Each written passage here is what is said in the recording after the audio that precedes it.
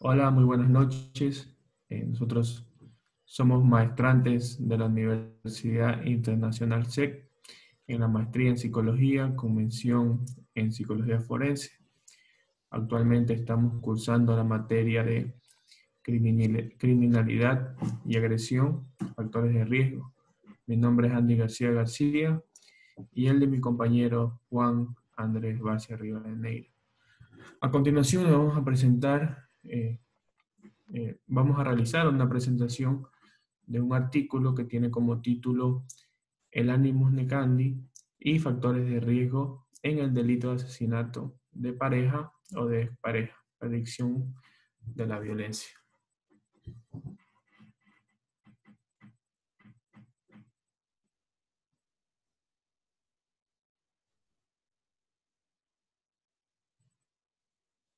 Cuando hablamos de Animus Necandi, se puede definir simplemente como el deseo de matar.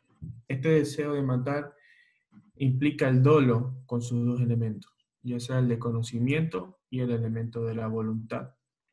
Y los criterios para valorar esta intención del autor de cometer este hecho delictivo, como es el deseo de matar, son el de utilizar el arma utilizada, la dirección en la que se utiliza el arma, el número y violencia de los golpes, las condiciones de tiempo y espacio en las que se da el hecho delictivo, las circunstancias conexas, las manifestaciones del agresor, las palabras acompañantes durante el cometimiento del acto, y también así las palabras o los actos precedentes a la acción, la actividad anterior y posterior del hecho delictivo, las relaciones previas que han tenido entre la víctima y el agresor, y el origen o la causa de la agresión.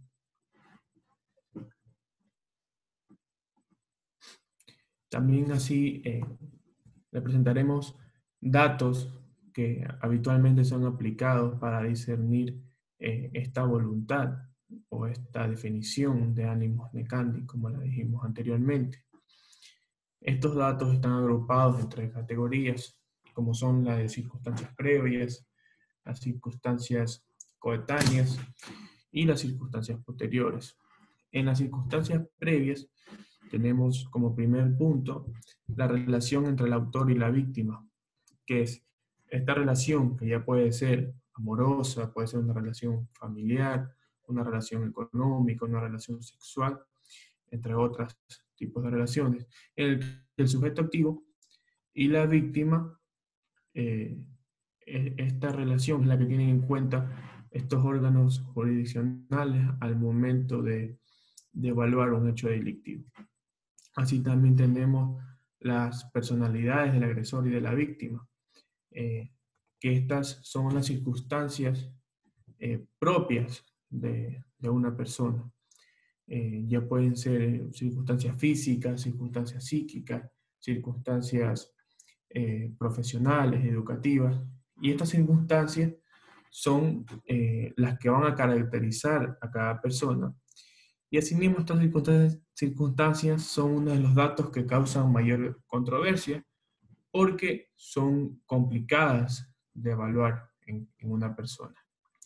Así también tenemos las actitudes o los incidentes previos al hecho o las amenazas, que es la actuación previa al cometimiento del delito o de un hecho delictivo.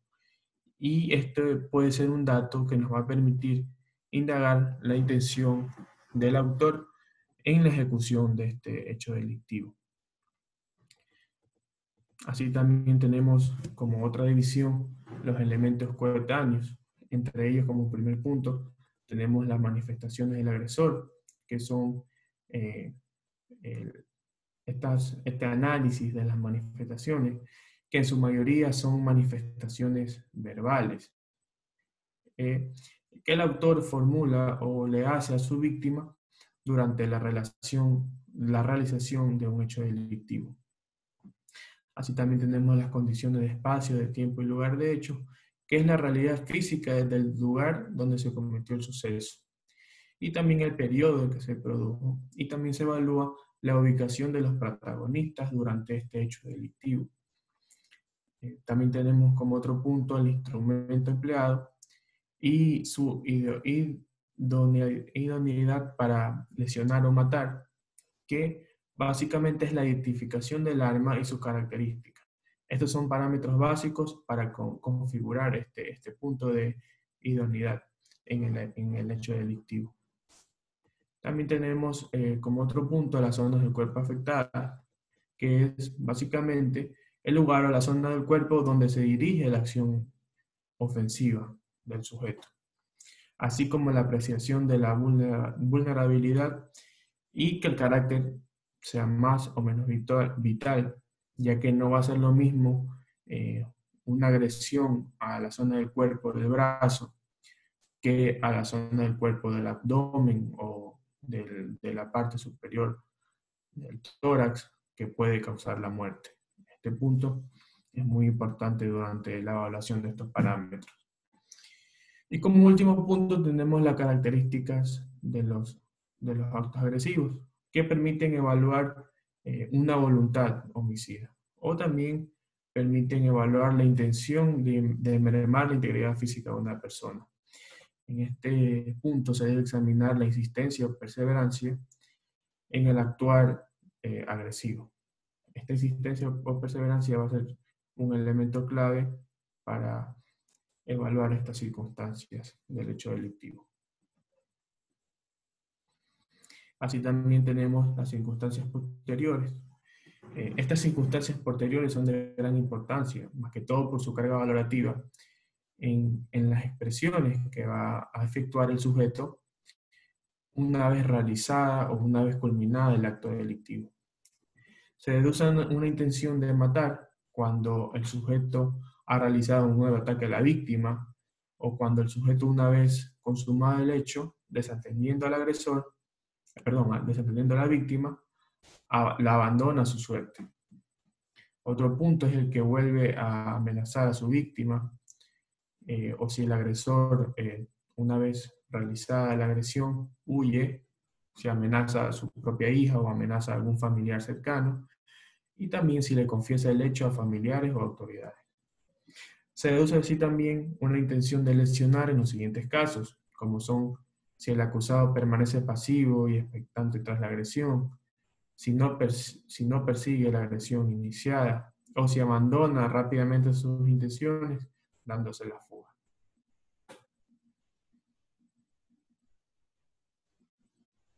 Micrófono. Bueno, los factores de riesgo en los asesinatos de pareja o de exparejas. Existen factores de riesgo individuales, que son aquellas características personales del individuo que incrementa la probabilidad de que éste se convierta en agresor. Se incluyen tanto los factores sociodemográficos o los psicológicos.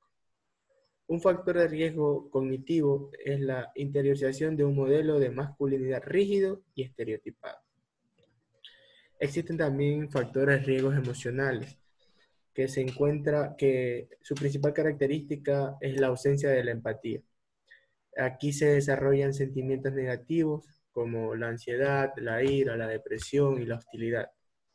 Y también se dificulta el manejo de las emociones negativas. Los factores de riesgo conductuales, aquí se representa por la observación o el modelado, que consiste en que la persona aprenda por conductas por observación de modelos. El alcohol y las drogas pueden generar conductas violentas, especialmente a través de dos vías. La desinhibitoria, que aquí va a haber un freno de la moral, y la coadyuvante, en el cual va a haber una predisposición a la violencia por el desequilibrio de los neurotransmisores. También van a haber factores de riesgo familiares, los cuales van a estar prestos en dos modelos. Un modelo autoritario, que va a interiorizar una estructura rígida y jerarquizada de la familia, en donde el niño va aprendiendo a que la persona que ocupe la cúspide de la jerarquía va a ser el que va a poner las reglas. Y una hiperprotectora, que en este modelo va a regir el no, por cuidar al niño. Pero a través de que se va prohibiendo cosas por cuidar al niño, va a generar a que los individuos no aprendan a asumir sus responsabilidades. Los factores de riesgo socioculturales. Los estereotipos rígidos de masculinidad y feminidad propios de las culturas sexistas han ayudado a que se hayan transmitido de generación en generación una serie de roles asociados a cada sexo. Aquí va a haber que quien evite o quien evada la norma debe ser sancionado y corregido. Nosotros encontramos también dentro de un artículo del cual investigamos más factores de riesgo. El nombre del artículo es Factores de riesgo asociados a violencia sufrida por las mujeres en la pareja. Una revisión de metaanálisis y estudios recientes. Uno de los factores de riesgo asociados a nivel sociocomunitario y macrosistema. En este vemos los factores de riesgo como el empoderamiento, la pobreza a nivel de desarrollo del país, derechos políticos y sociales. Se subdivide también en un contexto cultural en el cual va a haber factores de riesgo como las creencias religiosas, las guerras y conflictos, y culturas favorables a la violencia, y matrimonios impuestos. Estos en culturas de Medio Oriente, como por citar un ejemplo. También encontramos factores asociados al ecosistema, el cual los elementos de carácter comunitario se distinguen en tres factores: ser menor de edad, tener ingresos bajos y estar desempleado.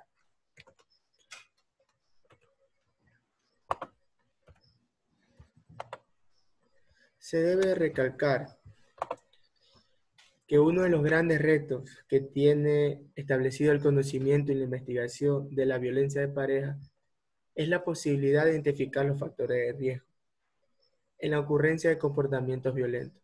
Este elemento es crucial en la lucha de su erradicación, ya que permite poner en marcha estrategias preventivas que eviten el desarrollo de la violencia. Sin embargo, a pesar de que hay establecido diferentes factores que puedan predisponer al desarrollo de la violencia, hasta el momento no hay un detonante específico que pueda decir este factor es el desencadenante de un acto violento. Los datos dentro del artículo nos dice que se han recogido entrevistas clínicas que ponen en manifiesto que la mayoría de los casos de maltrato doméstico, las primeras agresiones físicas empiezan durante el noviazgo o al principio del matrimonio.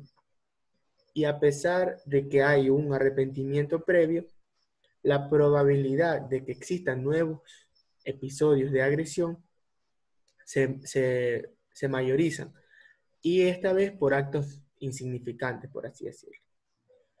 En un intento de tratar de sistematizar y de valorar los factores de riesgo de los sucesivos episodios de violencia, se han desarrollado diferentes escalas con este propósito. Podemos nombrar unas, como es el Manual de Valoración de Riesgo de Violencia contra la Pareja, o sus siglas en inglés SARA, el Danger-Ansen-Up DA, o la escala de femicidio.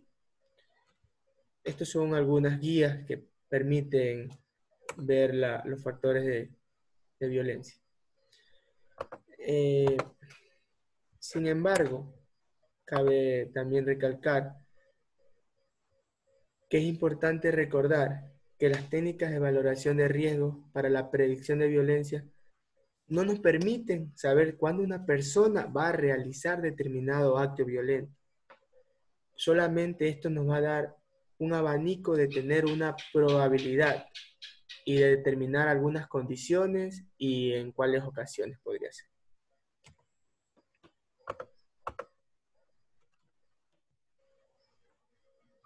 Bueno, nosotros como alternativas de intervención que proponemos para de alguna manera se pueda erradicar o reducir en un porcentaje importante, más que todo esta violencia de género, que es del tema que estamos hablando. Como primer punto tenemos la prevención. Esta prevención debe comenzar en las primeras etapas de vida. ya sea mediante educación desde el hogar y también la educación desde la escuela. Esta educación debe promover en los niños y las niñas el respeto y la igualdad de género. Primero que esta educación debe comenzar desde casa, en el que los niños observan en sus padres esta igualdad de género, que no haya estereotipos en los roles, que haya un modelaje de parte de los padres para que los niños crezcan o se desarrollen con este concepto de igualdad de género, que es de donde se debe comenzar, es la alternativa que se debe comenzar para poder cambiar esta problemática. Asimismo, conocemos que muchos padres tienen ya ese pensamiento machista, se podría decir, y se debe reeducar primero a los padres mediante estos proyectos llamados escuelas para padres, en donde en estos proyectos la psicoeducación es primordial para, primero que todo, que se aprendan a identificar estos estereotipos que son erróneos, que lo tienen muchos padres, y posterior a esto, que se pueda adquirir un nuevo pensamiento acerca de la igualdad de género. Esto es muy importante para que los padres, una vez identificados y una vez adquirido un nuevo pensamiento, puedan ellos pasar estos pensamientos y educar de esta manera a sus hijos. Otro punto importante que nosotros hemos puesto en consideración es el empoderamiento de las mujeres, que es un punto primordial, que ellas puedan acceder a terapias psicológicas, que puedan acceder a un programa psicológico en los que se pueda trabajar, entre otras cosas, primero, en mejorar su autoestima, para que de esta forma se pueda romper el ciclo de la violencia en la que ellas pueden estar inmersas. Así también, unido a esto, que existan grupos de ayuda, que también son recursos muy importantes y que sirven mucho para el apoyo de las mujeres, en los que también se impartan cursos para adquirir o mejorar sus capacidades. Por ejemplo, se pueden realizar cursos de emprendimiento, cursos de belleza, cursos de negocio, cursos en las que ellas puedan potenciar estas capacidades y ponerlas en práctica también, ¿no? Y unido a esto también, como otro punto también pusimos en consideración la facilidad de créditos o bonos. Estos créditos o bonos van a permitir a las mujeres a emprender, como ya lo habíamos dicho anteriormente, mediante su mejoría de sus capacidades, que ellas puedan contar con esta ayuda económica o que puedan emprender. Y esto va a tener un punto muy importante, que es que ellas puedan tener una independencia económica. Ya que conocemos muchos casos de mujeres que sufren violencia de género, que no rompen el ciclo por este mismo hecho de no tener una independencia económica, de no tener dónde ir a vivir, no tienen recurso económico para subsistir, etcétera, que son factores que influyen en ellas para, como lo he dicho anteriormente, no romper este ciclo de violencia. Y así, de igual manera, se debe trabajar con las personas agresoras. Primero que todo, que ellos aprendan a identificar sus actos agresivos, estos actos que han llevado a agredir o a realizar estos actos de violencia de género, sensibilizarlos y reeducarlos. Es decir, reeducar estas conductas agresivas para que ellos tengan este nuevo pensamiento y que de alguna manera se corte o se rompa este ciclo de la violencia. Bueno, esta ha sido nuestra intervención. Espero que haya quedado claro todos estos temas. Muchas gracias.